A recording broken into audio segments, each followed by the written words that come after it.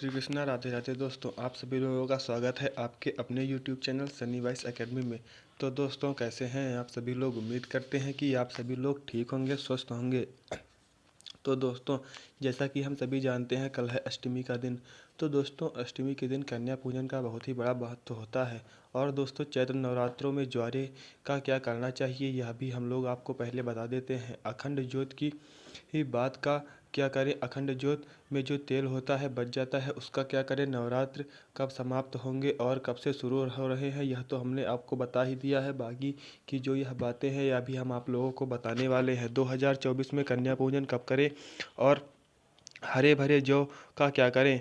भक्तों, आज हम लोग जानेंगे कि कुछ इस वीडियो में माता रानी के जो आपकी इस वीडियो को सच्चे दिल से लाइक करे, उसकी जन्म जन्मांतर की सभी परेशानियां दूर हो जाएं। भक्तों, मुझे यह वीडियो फिर से इस वजह से बनाना पड़ रहा है ताकि नवरात्रि में आप सब बाद में गलती ना कर बैठे। अर्थात नवरात्रि के बाद में जो चावल होते हैं, जो ज्वारे होते हैं, जो जोत की बत्तियां होती हैं, जिनकी भी हमें नवरात्रि के समय सामग्री चढ़ाते हैं, उन सब का हमें क्या करना चाहिए, क्या करें उन सभी का, यह सब आप गलत तरीके से नदी में विसर्जित ना कर दें और इसके फ़ायदे नहीं जान पाएंगे। इसीलिए एक वीडियो में फिर से मुझे यह सब बताना पड़ रहा है दोस्तों। और मैं आप लोगों को फिर से जानकारी की बात बता दूं तो भक्तों, यह वीडियो ध्यान से देख लेना। इस वीडियो को देखने के बाद आपको पूर्ण रूप से समझ में आ जाएगा कि सामग्री का क्या करना चाहिए।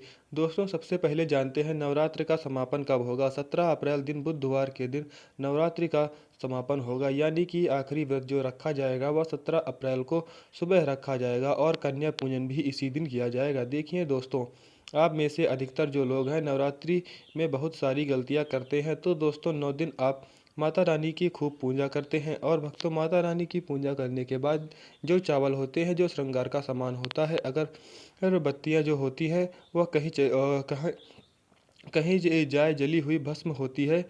दोस्तों, जो श्रृंगार का सामान होता है, जो दैवी सिक्का होता है, यह सब नदी में जाकर विसर्जित कर देते हैं। दोस्तों, यही सबसे बड़ी मूर्खता होती है। सारी जानकारी इस वीडियो में आपको।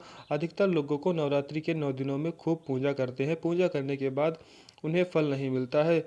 क्यों फल नहीं मिलता है? यही सबसे बड़ी गलती होती है। माता रानी स्वयं उन्हें प्रसाद देकर के जाती हैं, उनको फल प्रदान करके जाती हैं, लेकिन व्यक्ति उस फल को सदुपयोग नहीं कर पाता है। दोस्तों, अगर कुआं आपके पास में है, अगर आपके पास में कुएं से पानी नहीं निकालते हैं, आपकी प्यास कैसे बुझेगी? दोस्तों, ठीक उसी प्रकार आपको जानकारी नहीं है तो प्रसाद तो एक आपके पास में है, लेकिन उस प्रसाद का उपयोग आपको नहीं पता है, तो काम कैसे चलेगा? हमारा कहने का मतलब है कि जो तरीका बताऊंगा, इस तरीके से आपके जीवन में चल रही परेशानियां, गरीबी, रोग दोष, तकलीफ, हर प्रकार की मनोकामनाएं पूर्ण हो जाएंगी।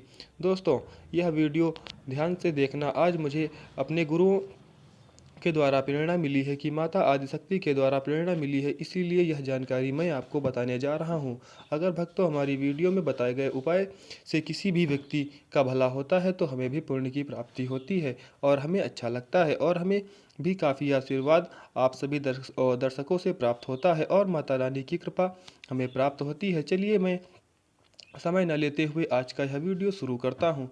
तो दोस्तों, ध्यान से सुनिए। नवरात्रि के समय आप कौन सी गलती करते हैं जिससे आप निर्धन हो जाते हैं? दोस्तों, तो देखिए, ऐसा कहा गया है कि अधिकतर लोग जो चावल होते हैं, दोस्तों, वीडियो में आगे बढ़ने से पहले आपसे हम एक निवेदन करते हैं कि वीडियो को ध्यान से सुनिएगा और ध्यान से समझिएगा, ताकि आप नवरात्रि का पूरा लाभ उठा सकें और यह जानकारी आगे जाकर आप और भी उपयोगी भक्तों के साथ शेयर करें, जिससे कि वह भी पूजा पाठ का उपयुक्त लाभ उठा पाएँ। दोस्तों, जो बचे हुए चावल होते हैं, माता रानी को जो हम चढ़ाते हैं, वही चावल की मेन बात कर रहा हूँ। दोस्तों, जो ढेर सारे चावल रहते हैं, उनकी जो माता रानी को हम क्षमा याचना करते हैं, क्षमा याचना के दौरान जो चावल चढ़ाते हैं, पुष्प चढ़ाते हैं, सिक्के चढ़ाते हैं, वह सब नदी में बहा देते हैं। वहाँ आपने 9 दिनों तक माता रानी की पूजा की, माता रानी आपको प्रसाद स्वरूप चावल दिए, सिक्के दिए, आपने नदी में बहा दिए। भक्तों, यही सबसे बड़ी मूर्खता है। 9 दिनों का फल आपने क्या किया? सीधे नदी में जाकर बहा दिया।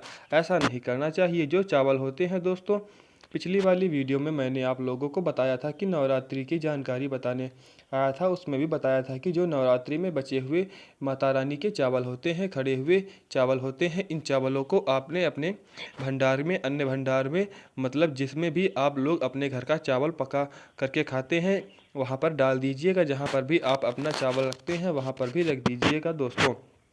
कुछ चावल जो होते हैं वह धन के स्थान पर रख देना चाहिए। अब इसके बेनिफिट आप सुन लीजिए। जो पुष्प रहते हैं आपको इस धन के स्थान पर सुखा करके रखें, अपने पर्स में रखना चाहिए। जो सिक्के होते हैं अपनी धन की पेटी या पर्स में भी रखना चाहिए। अब इसके फायदे सुन लीजिए दोस्तों। जो चावल होते हैं माता रानी को चढ़े हुए मंत्रों से सिद्ध होते हैं। माता रानी को चढ़े हुए चावल जो होते हैं, नवरात्रि में माता नौ दुर्गा साक्षात रूप में विसर्जित रहती हैं और विराजित रहती हैं दोस्तों। जो यह चावल होते हैं जागृत आस्था में होते हैं। यदि भक्तों आप इस प्रकार के चावल को आप रखते हैं तो आपके शरीर में आपके दोस्तों आपके चावल एक साथ नहीं खाने हैं दोस्तों। आपके घर पर कभी भी चावल बनाए तो उस चावल में या तो एक दो चावल दाने मिला कर देने हैं। देखिए दोस्तों, इससे क्या होता है कि आपके शरीर में इस चावल को खाने के बाद रोग दोष आदि सभी प्रकार के शारीरिक कष्ट जितने भी होते हैं, शारीरिक कष्ट, मानसिक पीड़ा, वह सभी के सभी दूर हो जाते हैं। और माता रानी आपको कृपा प्रदान करती हैं। माता रानी की कृपा से शरीर में एक ऐसी ऊर्जा उत्पन्न होती है जिस ऊर्जा से आप अपने आप को स्वस्थ करते हैं और आप जहाँ भी चले जाइए, जिस भी कार्य को करिए, वह कार्य आपका सफल होता है। तो दोस्तों अब बात करते हैं आगे की तरफ। तो जैसा कि हमने अभी आप लोगों को बताया कि जो ये चावल होते हैं या आपको कहाँ पर रखना है।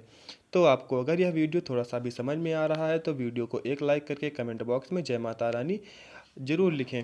तो माता रानी को श्रृंगार का सामान जरूर चढ़ाते होंगे और श्रृंगार का सामान चढ़ाने के बाद इसे आप लोग नदी में बहा देते हैं या फिर अन्य को दे देते होंगे। तो ऐसा आपको नहीं करना है। जो श्रृंगार का सामान आप चढ़ाते हैं माता रानी के लिए 9 दिनों के बाद इस श्रृंगार के सामान को आपके घर में जो शादीशुदा महिलाएं हैं उन्हें देना चाहिए। इससे क्या होता है कि इससे अखंड सौभाग्य की प्राप्ति होती है। जब तक वह माता बहनें श्रृंगार करेंगी तब तक माता रानी का चढ़ा हुआ आपने दिया हुआ श्रृंगार करेंगी। तब तक अगर साक्षात स्वयंकाल भी उनके पास नहीं आ सकेगा, उनके पति को ले जाने के लिए सोचेगा भी नहीं, तो दोस्तों उनका बाल भी बांका नहीं हो पाएगा। इससे उसे स्त्री को अखंड सौभाग्यवती की प्राप्ति होती है। महिलाएं घर की साक्षात लक्ष्मी होती हैं। इसीलिए भक्तों विशेषकर ध्यान जरूर रखें कि बचा हुआ माता रानी को जो चढ़ाया हुआ श्रृंगार होता है वह नदी में कभी भी नहीं बहाना चाहिए। अब इधर मैं आप लोगों को बता देता हूँ कि आप में से अधिकतर जो लोग होते हैं वो जो ज्योति होती है उसका बचा हुआ तेल होता है, इससे क्या करते हैं नदी में विसर्जित कर देते हैं। सबसे बड़ी यही गलती है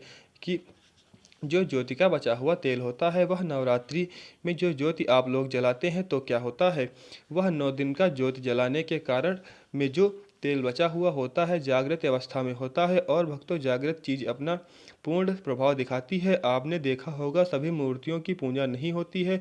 जब कुम्हार मूर्ति बनाता है या फिर पत्थर वाले जो कारीगर मूर्ति बनाते हैं उस मूर्ति की पूजा नहीं होती है। मूर्ति की पूजा तब होती है जब उसकी प्राण प्रतिष्ठा हो जाती है, तब मूर्ति की पूजा की जाती है। तो भक्तों कहने का मतलब हमारा यह है कि ज्योति का बचा हुआ जो तेल होता है वह जलने के कारण जागृत अवस्था में हो जाता है। अगर आपके हाथ पैरों में दर्द होता है, किसी आपके ऊपर काला जादू कर दिया है, आपको शंका हो रही है कि आपकी स्थिति में आप क्या करें, तो ज्योति का बचा हुआ जो तेल होता है वह अपने सिर में लगाइए। आपने जहाँ भी शरीर में आपके दर्द है वहाँ पर लगाइए, उन हिस्सों पर लगाइए। आप अपने जो शरीर है आपके 7 हिस्सों में लगाना होता है। शरीर पर कैसा भी तंत्र विकार लगा हो, काला जादू, भयंकर जादू जितना भी आपके ऊपर होगा वह सभी माता रानी की कृपा से तत्काल दूर हो जाएगा। दोस्तों आपको तुरंत ही आपको उसका फ़ायदा देखना शुरू हो जाएगा। आज हमें हमारे गुरु जी के द्वारा यह प्रेरणा मिली है कि जानकारी समाज में बताई जाए। इस जानकारी से आपका भला होगा। अब जो आपको किसी भी तांत्रिक या किसी के पास जाने की ज़रूरत नहीं पड़ेगी। इसके चक्कर में आप लोगों लगाने की ज़रूरत नहीं है। आपको 1 साल के लिए जोत का बचा हुआ तेल बचा कर रखें। सिर होता है सिर दर्द वाले हिस्से पर लगा लेना है। दोस्तों अगर किसी भी कारणवश कभी या ग्रह नक्षत्रों की पीड़ा के कारण सिर दर्द होता है तो वह सिर दर्द होना बंद हो जाता है। यानी जितनी भी ग्रह हैं, राहु केतु हैं, दुष्ट शक्तियां हैं, दुष्ट शक्तियों के द्वारा आपको सताया जा रहा है, यह 3-7 हिस्से में बस लगा लेना होता है। शरीर के जितने भी 7 हिस्से हैं उसमें लगा लीजिए।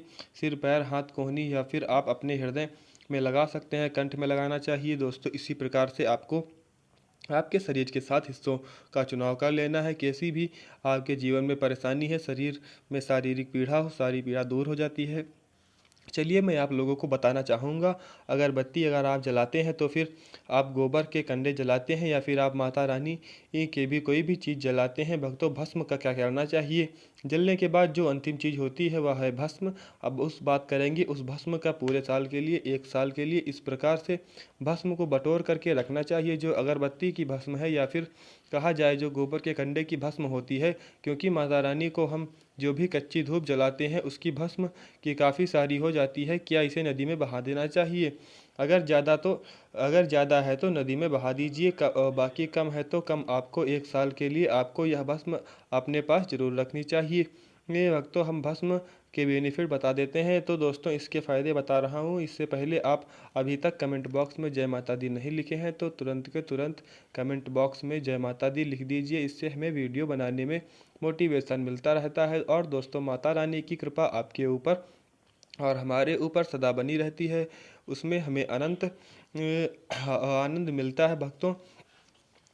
जो भस्म होती है इसका क्या करना चाहिए। अगरबत्ती की जो भस्म होती है इसे पूरे 1 साल के लिए आपको बचा कर रखना होता है और इसे थोड़ी थोड़ी आपको खानी होती है। अगर आप चाहते हैं कि आप अध्यात्म उन्नति की हो तो आपकी प्रगति हो तो यह थोड़ी थोड़ी मात्रा में खाना शुरू कर दीजिए। आपको जो सोचने समझने की क्षमता है इतनी ज़्यादा बढ़ जाएगी कि आपके आसपास में रहने वाले लोग जितना सोचते हैं उससे आप 1000 गुना ज़्यादा तेज़ सोच पाएंगे। दोस्तों जिस भी कार्य को आप करने के लिए जाएंगे उस कार्य में आपको तरक्की मिलना शुरू हो जाएगी। और ख़ास बात छोटे बच्चों को नज़र तो बहुत जल्दी लग जाती है। तो अगर अगरबत्ती की भस्म माता रानी के 9 दिनों तक आपने भस्म जला कर रखी है तो उसे वो लगाइए। या फिर चाहते हैं तो जिसके हृदय में दर्द हो रहा है या फिर जिसके पेट में अचानक से दर्द हो जाता है उसके हिस्से उसी हिस्से पर आपको यह भस्म रगड़ देनी है। अच्छे तरीके से भस्म लगा दीजिए। पेट में अगर प्रेत लगा है, प्रेत भस्म हो जाएगा तो दोस्तों बाहर निकल जाएगा, सिर दर्द खत्म हो जाएगा। यानी कहने का मतलब है कि आपके हर प्रकार के दुख तकलीफ बाधाओं से तुरंत आपको मुक्ति मिल जाएगी। दोस्तों बच्चे की जो पढ़ने लिखने की क्षमता है काफ़ी ज़्यादा बढ़ जाती है। आप जहाँ भी जाएंगे आपको अध्यात्म उन्नति मिलेगी। आपका यह भस्म है जब तिलक आपके सिर पर लगा रहे होंगे तो कोई भी आपका बाल भी बांका नहीं कर पाएगा। और भक्तों यदि आपके ऊपर कोई भी व्यक्ति तंत्र वगैरह करा देता है तो आपको उससे तुरंत मुक्ति मिल जाएगी। अब दोस्तों बात करते हैं और इससे क्या होता है। 9 दिन तक अखंड जलने के कारण यह चैतन्य हो जाता है, इसमें प्राण प्रतिष्ठा आ जाती है, इसमें शक्तियाँ आ जाती हैं। इसीलिए दोस्तों ये सब करना चाहिए। दोस्तों माता रानी आपके ऊपर सदैव अपना कृपा बनाए रखें। दोस्तों इसी तरह के वीडियो के लिए आप हमारे चैनल को सब्सक्राइब कर लें और मिलते हैं अगले वीडियो में। तब तक के लिए आप हमारे साथ जुड़े